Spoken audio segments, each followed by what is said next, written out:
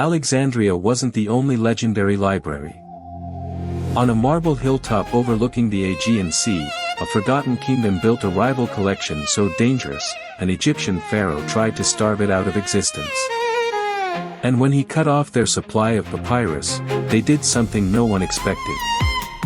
They invented a new way to write, and changed the shape of every book that would ever follow. To understand what happened, you have to picture the place. Pergamon sat on a steep ridge in western Anatolia, modern-day Bergama, in Turkey. From its summit, you could see ships moving across the Aegean. Below the citadel, the city tumbled down the hillside in tiers of temples, theaters, and gymnasia. It was not the largest kingdom in the Hellenistic world. It was not the richest. But by the early 2nd century BCE, it was, by reputation, the most cultured. The kings of Pergamon were called the Attalids. They were, technically, the descendants of an officer who had served Alexander the Great. When Alexander's empire shattered after his death, his generals carved the world into competing kingdoms, and the Attalids inherited a small patch of it. They were latecomers. They were outsiders. And they knew it. So they did what new money has always done. They bought taste. The Attalids spent their fortunes on philosophy, on sculpture, on architecture, and above all, on books. Agents fanned out across the Mediterranean with chests of silver, buying every scroll they could find. Plato, Aristotle, Homer. Treatises on medicine, geometry, astronomy, agriculture. The kings paid premium prices, and word spread. If you had a rare scroll, take it to Pergamon. They would not haggle. By the time King Eumenes II came to the throne, the library had swollen to an enormous size. Ancient writers estimated eventually held 200,000 volumes. To put that in perspective, it was the second largest library in the ancient world. And there was only one library larger. It sat 800 miles to the south. In Alexandria. If Pergamon was the upstart, Alexandria was the empire. Founded by Alexander the Great himself and run by the Ptolemies, another dynasty descended from his generals, the Library of Alexandria had been collecting books for nearly a century longer. It held perhaps 500,000 scrolls. Its scholars were the most famous in the world. Euclid had studied there. Eratosthenes had measured the circumference of the earth from its rooftops. Archimedes had visited its halls. To rule a Hellenistic kingdom in the 3rd century BCE was not only to command armies. It was to command knowledge. And the Ptolemies treated their library as a weapon of state. Ships docking in Alexandria's harbor had their cargo inspected. Any scrolls on board were confiscated, copied by official scribes, and the copy returned. The original stayed in the library. One Ptolemy borrowed the master copies of Aeschylus, Sophocles, and Euripides from Athens, paid a vast deposit of silver, and then simply kept the originals, forfeiting the silver. He sent Athens the copies. He laughed about it. For decades, Alexandria stood unrivaled. And then, slowly, Pergamon began to catch up. Eumenes II poached scholars. He commissioned commentaries. He sponsored editions of Homer to rival Alexandria's own. The two libraries were no longer just two collections. They were two competing visions of who controlled the memory of the ancient world. And in Alexandria, the Ptolemies noticed. They were not amused. And around the year 241 BCE, one of them did something extraordinary. He decided to cut off the supply. Here is the strange truth of the ancient book trade. In the 3rd century BCE, almost every scroll in the Mediterranean was written on papyrus. And papyrus grew in only one place, the marshes of the Nile Delta, in Egypt. which meant it was controlled, harvested, processed, and exported by exactly one government: the Ptolemies.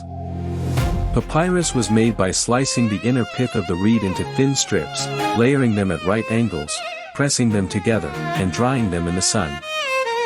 The natural sugars in the plant glued the fibers into a sheet.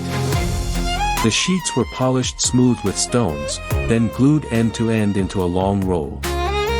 A scroll. For centuries, this was simply how civilization wrote. But papyrus had two problems. It was brittle when dry. And it could be turned off like a tap. According to the Roman writer Pliny the Elder, the Ptolemy on the throne, most historians believe it was Ptolemy V, though the dating is debated, issued an order. No more papyrus to Pergamon. The export stopped. The ships did not arrive. The scribes ran out of blank rolls. It was, in modern terms, a technology embargo. Cut off your rivals' access to the raw material, and their library cannot grow. Their copyists fall silent. Their scholars sit idle. In one decree, the Ptolemy could choke the rival of Alexandria into intellectual starvation. Or so he thought. Because in Pergamon, in the workshops below the citadel, someone, we do not know their name, was about to solve a problem that would outlast every kingdom on earth. People had been writing on animal skin for centuries. Egyptians used it for special documents. So did Persians. But the skins were greasy, uneven, dark in color. You could write on one side. The ink smudged. No one used animal skin if papyrus was available, any more than we would write a letter on sandpaper if we had paper. What happened in Pergamon was not invention. It was refinement. The Pergamene craftsmen took the skins of young goats, sheep, and calves. They soaked them in baths of lime to loosen the hair. They scraped them down to a thin, uniform layer. They stretched them taut on wooden frames and dried them in the sun. Then they scraped them again, and again, until both sides, were smooth and pale and could take ink without bleeding. The result was something new in the world. It was tougher than papyrus. It did not crack in dry air. It did not rot in damp air. You could write on both sides. You could scrape mistakes off and write again. And you could make it anywhere in the world that there were sheep. Because it was first standardized at Pergamon, the Romans would later give it the city's name. The Latin word for skin paper was pergamenum. In English, we still call it by a worn-down version of the same word. Parchment. It was a quiet revolution. Within a generation, the workshops of Pergamon were producing thousands of sheets a year. The library refilled. The copyists went back to work. And the Ptolemies, who had tried to strangle a rival kingdom by controlling the world's writing surface, suddenly found that their monopoly had broken. But the consequences of what Pergamon had done were only just beginning. Think about a papyrus scroll. To read it, you hold one end and unwind it with the other. You can only see one section at a time. To find a passage near the end, you have to scroll through everything before it. There is no way to flip back. There are no pages. There is no index. Now think about parchment. Parchment was tough enough to be folded without cracking. It was thick enough to be stitched along one edge. Stack folded sheets together, stitch them down the spine, and you have something papyrus could never quite become. You have a book. The Romans called it a codex. And while the codex form took centuries to fully replace the scroll, every codex, every bound book that has ever existed, descends from the kind of writing surface that Pergamon perfected. Bibles. Qurans. Medieval manuscripts. The first printed books from Gutenberg's press more than 1,000 years later. All of them, ultimately, are the children of those Pergamene workshops scraping hides on the slopes of an Anatolian hill. There is one more thing. Parchment lasts. A good parchment manuscript, kept dry, can survive for 2,000 years. Papyrus, exposed to anything but the perfect dry climate of Egypt, crumbles within a few centuries. Almost every great work of classical literature that we still possess, Plato, Aristotle, Cicero, Virgil, survives because at some point in the Middle Ages, a monk somewhere copied it from a decaying papyrus onto parchment. If Pergamon had not solved its embargo, much of what we call Western thought would simply be gone. Forgotten the way most ancient writing has been forgotten. We owe more to that nameless craftsman than to almost any general or king. And yet, the library that made it all possible, did not survive. Pergamon's golden age did not last forever. In 133 BCE, the last Attalid king, having no heir, left his entire kingdom to the Roman Republic in his will. Pergamon became a Roman province. Its library, for a while, stayed where it was, a wonder of the Hellenistic world now under Latin administration. Then came Mark Antony. In the chaos of the late Roman civil wars, the Library of Alexandria suffered serious losses, though scholars still argue exactly how much, and when.